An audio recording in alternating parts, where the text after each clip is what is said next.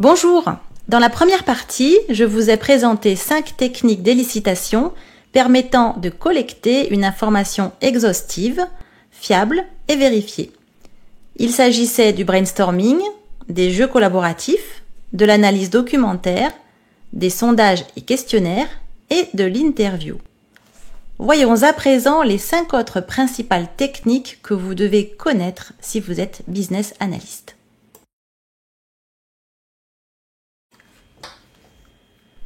L'observation de l'activité est la 6e technique que je voulais vous présenter.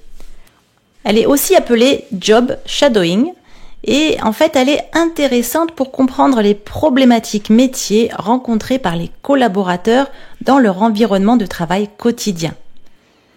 Concrètement, on se positionne à côté du collaborateur et on regarde comment il travaille.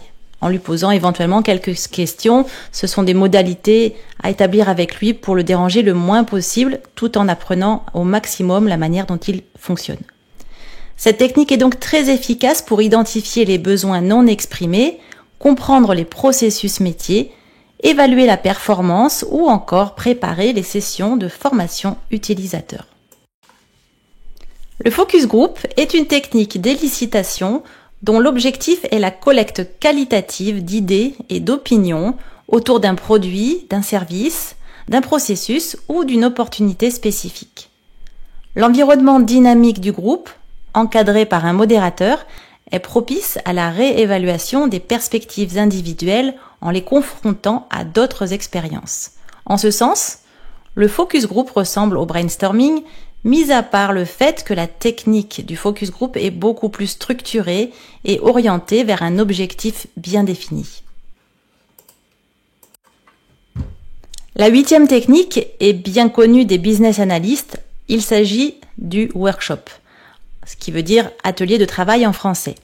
Alors le workshop est articulé autour de plusieurs contributeurs qui vont travailler ensemble afin d'atteindre un but prédéfini.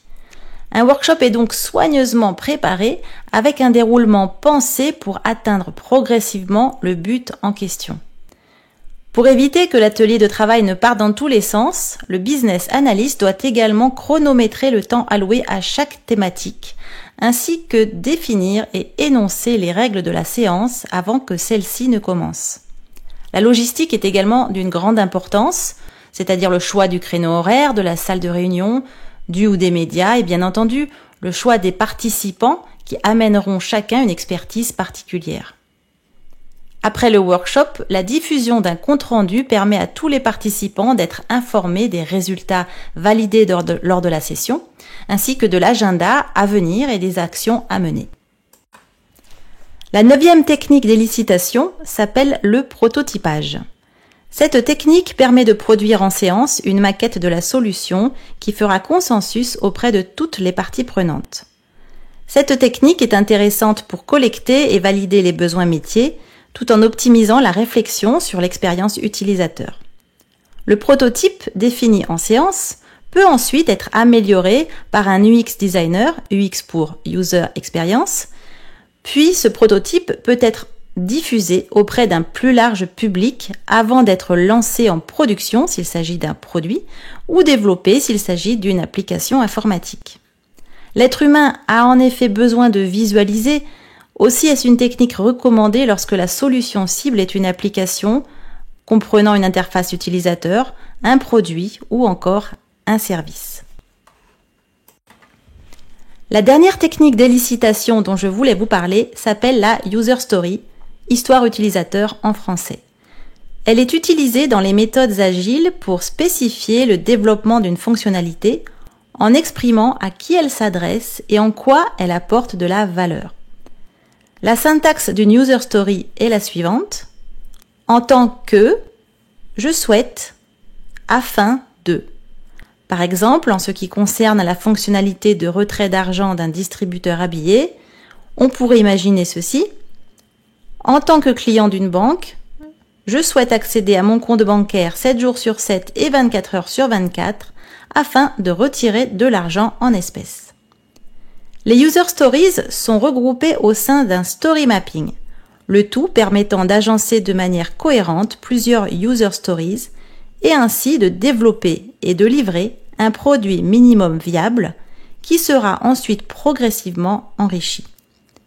Les user stories sont un moyen complémentaire aux autres techniques d'élicitation. Vous connaissez à présent les 10 techniques principales d'élicitation. Cette boîte à outils est fondamentale quand on est business analyst pour pouvoir collecter une information exhaustive, fiable, vérifiée et validée. Si vous souhaitez être tenu au courant de mes prochaines vidéos sur le métier de business analyst, n'oubliez pas de vous abonner à ma chaîne YouTube et de vous inscrire à la newsletter de mon site bestofbusinessanalyst.fr. À bientôt!